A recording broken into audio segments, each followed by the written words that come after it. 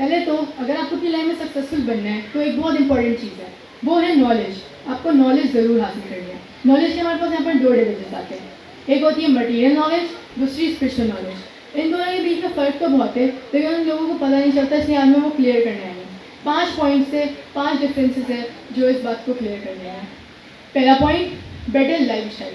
Material knowledge is all about better lifestyle, लेकिन spiritual knowledge is about better life. Lifestyle से क्या मुराद है? Life style आप अपनी ज़िंदगी कैसे गुजारते हैं, आप कैसे रहते, आपकी गाड़ी कौन सी है, आपके कपड़े, आपके रहन सहन और आपका मोबाइल, वो सारी चीज़ें जैसे आप अपनी ज़िंदगी गुजारते हैं। लेकिन लाइफ का वो मतलब है जिसके साथ आप अपनी ज़िंदगी गुजारते हैं। आपकी जेन्युइन हैप्पीनेस, आपके जो इर्द गिर्द लोग होते हैं वो लाइफ में आते हैं। To live a life of contentment, control and satisfaction, you need to avail spiritual knowledge, जो स्पिरिचुअल गाइड से जो हासिल होती है। लेकिन मटीरियल नॉलेज, कोर्स बुक्स जो होती है, जो आप स्कूल कॉलेजेस यूनिवर्सिटीज़ से लेते हैं, वो मटीरियल नॉलेज होती है। और उससे सिर्फ और सिर्फ आपकी लाइफ स्टाइल अच्छी होती है, क्योंकि स्पिरिचुअल नॉलेज ही हमारे इनर सिस्टम को सब कुछ करती है। Material knowledge do nothing to our inner system. और अब दूसरा पॉइंट आता है जो कि है क्वांटिटी और क्वालिटी।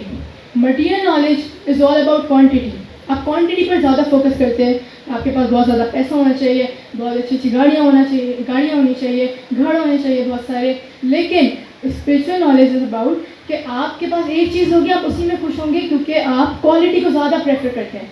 और मैं यहाँ पर एक बात कहूँगी कि some people are so poor, absolutely so poor कि all they have is money. उनकी ज़िंदगी में और कुछ भी नहीं होता है सिर्फ पैसों के। और आप ये सोच सकते हैं, यू कैन इमेजिन कि वो इतने गरीब होते हैं, उनके पास सिर्फ पैसे होते हैं, ना उनके लोग होते, ना उनके दोस्त होते, ना उनकी फैमिली होती है, ना ही उनके रिलेटिव्स होते हैं, और ना ही उनको सपोर्ट करने वाले होते हैं, सिर्फ पैसे होते हैं। और यहाँ पर थर्ड चीज़ आती है जो कि है टू प्रूव और टू इम्प्रूव। आप मटीरियल नॉलेज हासिल करते हैं ताकि आप दुनिया को साबित कर सकें कि आप भी कुछ है। लेकिन स्पिरिचुअल नॉलेज आप सिर्फ और सिर्फ अपने लिए हासिल करते हैं। आप अपने आप को इम्प्रूव करने के लिए, अपने आप को बेहतर बनाने के लिए आप स्पिरिचुअल नॉलेज हासिल करते हैं। इसलिए आप रिलीजियस पाथ लेते हैं ताकि आपके अंदर चेंजेस है। लेकिन मटीरियल नॉलेज से ऐसा कुछ नहीं होता। मटीरियल नॉलेज आप दुनिया को बताने के लिए और लोगों को समझाने के लिए कि आप कितने काबिल और वेल क्वालिफाइड हैं।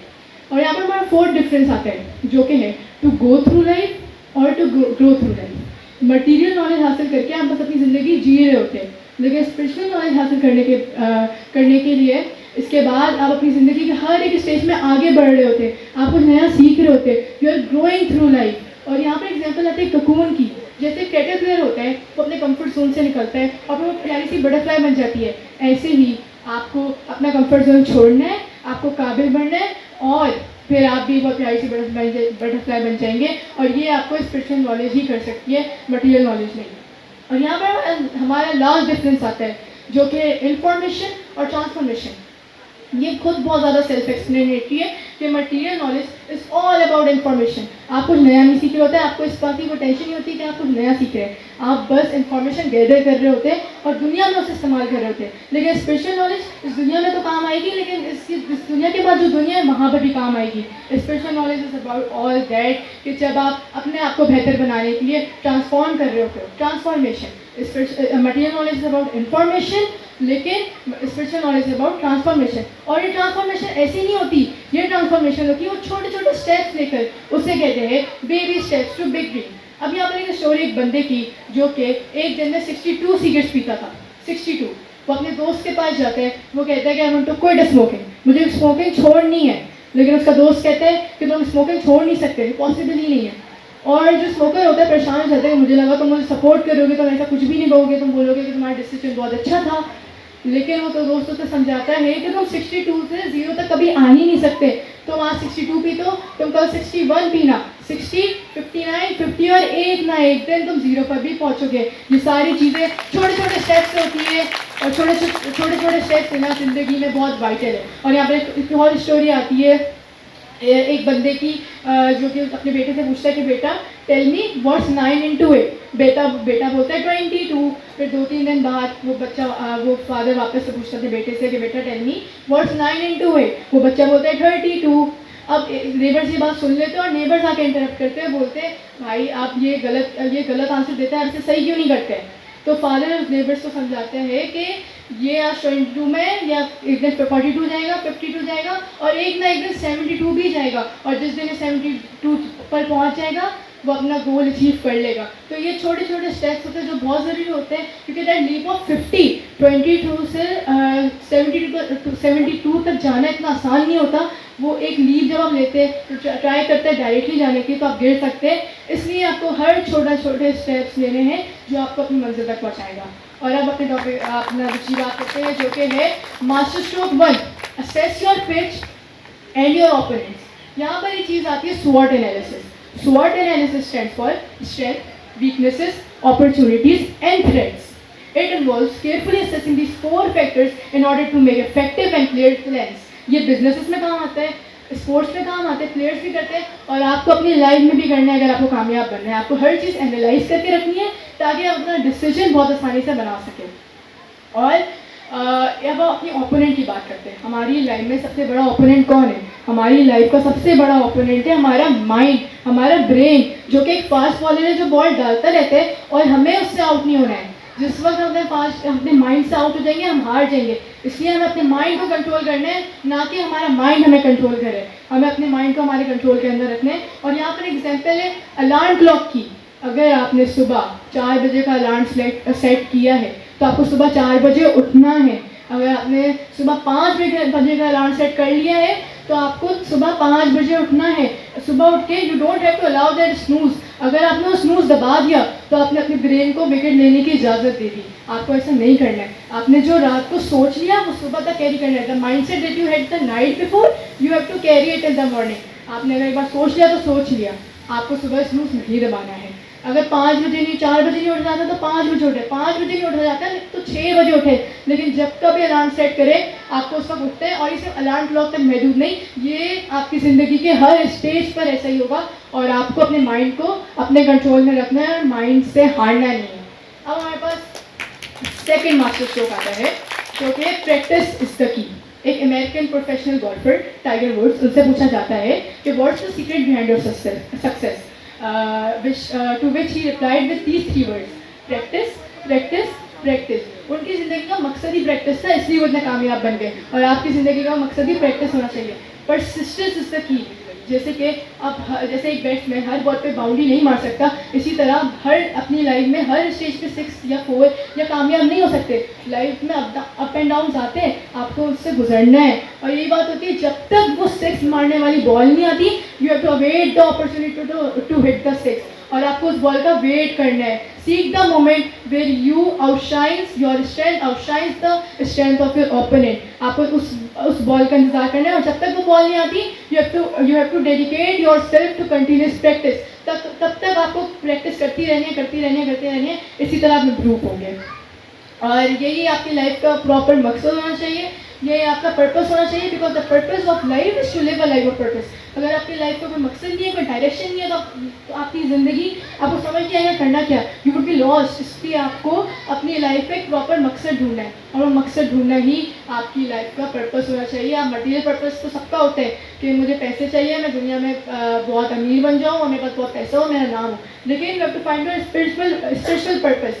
आप अगर पर्पस नहीं होगा तो आप अपनी ज़िंदगी से गुजार रहे होंगे। अब डिसीजन आपके ऊपर है कि आपको अपनी ज़िंदगी से गुजारनी है या जीनी है। अगर ज़िंदगी जीनी है तो एक पर्पस ढूंढना पड़ेगा। और अब हमारा दूसरी चीज़ आती है अर्न टू सर्व, जो कि इसी लेसन का पार्ट है। अर्न टू सर्व, आप जो पैसे कमाएंगे अपने मटीरियल पर्पस जो आपका होगा, आप सिर्फ अपने लिए पैसे नहीं कमाएंगे, आप दूसरों के लिए भी पैसे कमाएंगे। जिन लोगों को आपसे ज़्यादा ज़रूरत होगी आप उनकी मदद करेंगे। You have to earn to serve, earn to contribute to the society. You don't have to earn to build your wealth, improve your values or make your brands। इसलिए पैसे कमाना एक अलग चीज़ है, लेकिन you have to earn to help others to contribute to the society। और सबसे ज़्यादा इंपॉर्टेंट चीज़ें ये आपका प्रॉपर डायरेक्शन ही होना चाहिए कि आप पैसे कमाएं तो दूसरों की मदद करने के लिए कमाएं। और थर्ड जो हमारा मास्टर स्ट्रोक है वो है रिएक्ट और रिस्पॉन्ड। हमारी ज़िंदगी में बहुत सारी सिचुएशंस ऐसी होती है जहाँ पर हमें सोचना होता है कि हम रिएक्ट करें या रिस्पॉन्ड करें, क्योंकि हमारे कंट्रोल से बाहर होती है। और आपको वहाँ पर रिस्पॉन्ड करना सीखना है, सबसे ज़्यादा इंपॉर्टेंट चीज़। आपको वहाँ पर रिएक्ट करना नहीं, you have to learn how to respond. आपको चीज़ों को हैंडल करना आना चाहिए। और यहाँ पर क्रिकेट का एक कॉन्सेप्ट है स्लेजिंग। स्लेजिंग वो होता है जब आप अपनी ओपोनेंट टीम को इंसल्ट करते हो वर्बली, जब ह्यूमिलेट करते हो टू वीकेन देयर कंसंट्रेशन और वो अंडर परफॉर्म करें और भी मोर प्रोन टू एरर, इसलिए स्लेजिंग होती है। लेकिन जो अच्छे बैट्समैन होते हैं उनको स्लेजिंग से कोई फर्क नहीं पड़ता क्योंकि they know how to respond. और यहाँ पर मैं आपको एक अच्छी एग्जाम्पल दूंगी, सोडा कैन और पानी की बॉटल। आपको अपनी लाइफ में पानी की बॉटल बनना है। अगर आप सोडा कैन को हाथ में लें और उसको शेक करें when face with time like challenges, तो आप देखते हैं कि वो जब आप उसे खोलेंगे तो it fills up, it react impulsively. लेकिन अगर आप पानी की बॉटल के साथ ऐसा करें तो आपकी लिड उसे जितना भी आप स्टाइमुलाई से करवा लें, आपसे जितना भी शेक करें, आप जब लिड खोलेंगे तो पानी उसके अंदर से नहीं गिरेगा। और आपको अपनी ज़िंदगी में पानी की बॉटल बनना है, आपको कभी भी रिएक्ट नहीं करना, आपको रिस्पॉन्ड करना सीखना है, और यही आपके लाइफ का मेन पर्पस होना चाहिए। और अब बात आती है एक स्टेटिस्टिक वाली बात आती हूँ कि our 70% of our mind space is occupied by the things that are beyond our control। ऐसी चीज़ें जिसको हम कंट्रोल नहीं कर सकते, we have zero control over, वो चीज़ें हमारे माइंड में 70% चलती रहती है। तो ये इसलिए हमें ये बात याद रखनी है कि हमारी लाइफ में अगर कोई प्रॉब्लम आती है तो हमें ये नहीं सोचना कि why did this happen to me, आपको ये सोचना है कि how do I deal with this. इसी तरह आप अपनी प्रॉब्लम का सॉल्यूशन ढूंढेंगे और अपनी लाइफ में आपको खुद ही आसानी होगी। और अब हमारा फोर्थ मास्टर स्ट्रोक आता है जो कि है the power of blessings. You have to submit and surrender to the people who are better than you. अगर आपसे कोई बेहतर है और आप ये जानते हैं, आपको एक्सेप्ट करना है, आपको उनको अपना मोटिवेशन, अपनी इंस्पायरेशन बनानी है। आपको ये नहीं सोचना कि मुझसे छोटा है, मुझसे बेहतर कैसे हो सकता है, मैं उससे ज़्यादा एक्सपीरियंस हूँ, मुझसे बेहतर कैसे हो सकता है, ऐसा नहीं होता। If he is more skilled than you, उसके बाद स्किल सेट अच्छा है, उसके बाद सारी चीज़ें अगर आपसे ज़्यादा अच्छी है तो he is better than you, चाहे वो आपसे छोटा क्यों ना हो, और आपको ये बात एक्सेप्ट करनी है। और यहाँ पर मैं एक स्टोरी सुनाऊंगी युवराज सिंह की, क्रिकेट स्टार, आप सभी जानते होंगे युवराज सिंह को। युवराज सिंह उनकी लाइफ में एक ऐसी सिचुएशन आई थी जो उनके कंट्रोल में नहीं थी। He was diagnosed with left lung cancer, उनको लेफ्ट लंग में कैंसर हो गया था, ऐसा शायद नहीं पता होगा। तो उस वक्त प्रैक्टिस काम नहीं आई। जो चीज़ें विद इन आवर कंट्रोल होती है वो तो प्रैक्टिस से सॉल्व हो सकती है, हम उसे हैंडल कर सकते हैं, लेकिन the things that are beyond our control वो सिर्फ ब्लेसिंग्स ही हल कर सकती है, और इस मसले को सिर्फ ब्लेसिंग्स ही हल कर सकते हैं। और युवराज सिंह के साथ जब ये मसला हुआ, when he was diagnosed with left lung cancer, तो उस वक्त प्रैक्टिस काम नहीं आई।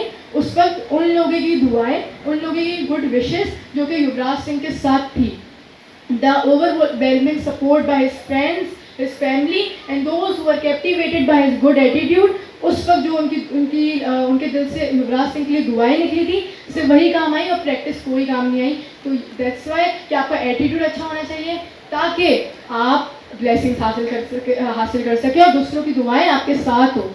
अब हमारे यहाँ पर फिफ्थ मास्टर स्ट्रोक आते हैं जो कि है small things that make a big difference. Cricket में एक टर्म है टुक टुक खेलना, जब व्हेन यू प्ले डिफेंसिवली, है ना। तो ये टर्म क्यों यूज़ करते हैं, क्योंकि आप हर बॉल पे बाउंड्री नहीं मार सकते, हर बॉल पे एक बैट्समैन के लिए छक्का चौका मारना इज इम्पॉसिबल, इसलिए टुक टुक खेला जाता है व्हेन यू प्ले डिफेंसिवली। और ये इक्वली इंपॉर्टेंट है क्योंकि अगर आप छक्के चौके मारने की ट्राई करते हैं या तो आप आउट हो जाते हैं, या अगर आप बॉल छोड़ भी देते हैं तो आपको अपॉर्चुनिटीज़ होते जो कि आपको मिल रही थी। आपको वो जो एक बॉल आ रही है, आपको उसे खेलना है, डबल लेना है, सिंगल लेना है, और अगर गैप में मार दिया तो 3 रन भी आ जाते हैं। तो इसलिए आपको वो बॉल्स नहीं छोड़नी जो आपको दी जा रही है बॉलर की तरफ से।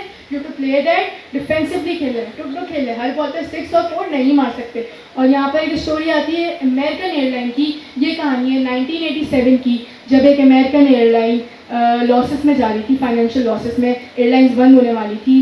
तो इन्होंने एक चीज़ की जिसकी वजह से उन्होंने एक साल में ही $40,000 कमा लिए, जो मतलब डेथ में जा रही थी वो वापस आ गई। $40,000 कमा लिए कैसे? जो पैसेंजर जो बिजनेस क्लास पैसेंजर्स होते हैं उनको जो सैलेड सर्व किया जाता है उनमें से सिर्फ एक ऑलिव निकाल के उन्होंने वो पैसे बचाए और ये पैसे बाद में काम हुए। और ये ट्रू स्टोरी है 1987 की, कि छोटी सी चीज़ भी बहुत बड़ा इम्पैक्ट क्रिएट कर देती है। It's often the small and strategic choices जो कि बहुत बड़ा इम्पैक्ट क्रिएट करती है। और यहाँ पर हमारा 6th मास्टर स्ट्रोक आता है जो कि है द पावर ऑफ एटीट्यूड। एक बंदा था जिसके सर पे सिर्फ 8 बाल थे, लिटरली सिर्फ 8 बाल। वो बार्बर के पास जाते हैं, बार्बर आउट ऑफ फ्रस्ट्रेशन उससे पूछते हैं कि मैं इन 8 बालों को क्या करूँ, डाई कर दूँ, चोटी बांध दूँ, शेव कर दूँ। तो वो बंदा बोलता है कि भाई आप इसे डाई कर दें, दे हैव टर्न वाइट, और वो डाई करवाता भी है। तो दिस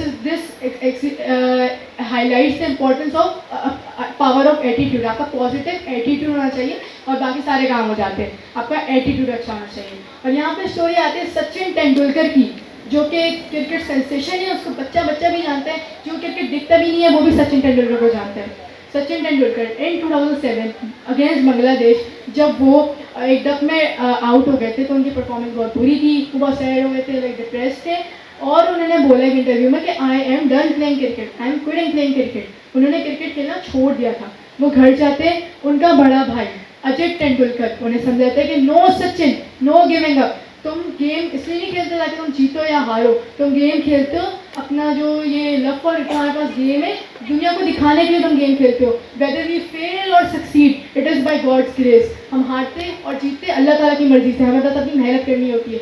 इसलिए what truly matters is your attitude on the play field. आपका प्ले फील्ड में एटीट्यूड अच्छा होना चाहिए।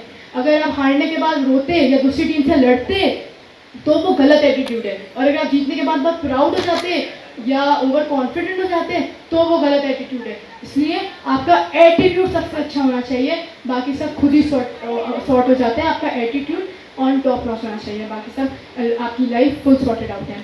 और यहाँ पे एक बात कहूँगी, जैसे अजित तेंदुलकर सचिन तेंदुलकर के लिए खड़े हुए थे, वैसे ही हमें भी, हम लोग हैं, हमें भी ऐसे सिचुएशन आते हैं when we are on the edge of giving up, तो हमें वहाँ पर गाइड्स की ज़रूरत होती है, स्पिरिचुअल गाइड, मेंटोर्स, वो वाइज और अंडरस्टैंडिंग इंडिविजुअल्स जो हमें इन सिचुएशन से निकालते हैं। और इसलिए स्पिरिचुअल गाइड्स होते हैं जिनके पास स्पिरिचुअल नॉलेज होती है। तो ये सब रिलेटेड है कि स्पिरिचुअल नॉलेज से ही आप बेहतर बन सकते हैं, और ये सारी चीज़ें आपको स्पिरिचुअल नॉलेज से ही हासिल होती हैं।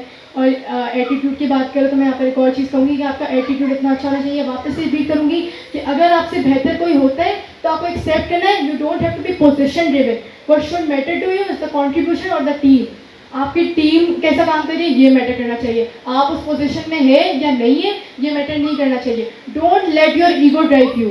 आपको अपने आप को कंट्रोल में रखना है, अपने दिमाग को कंट्रोल में रखना है, और जब आपसे कोई बेहतर है तो वो चीज़ एडमिट और एक्सेप्ट करनी है। और अब हमारा सेकेंड लास्ट मास्टर स्ट्रोक है, जो कि है character versus achievement. Avoid over confidence.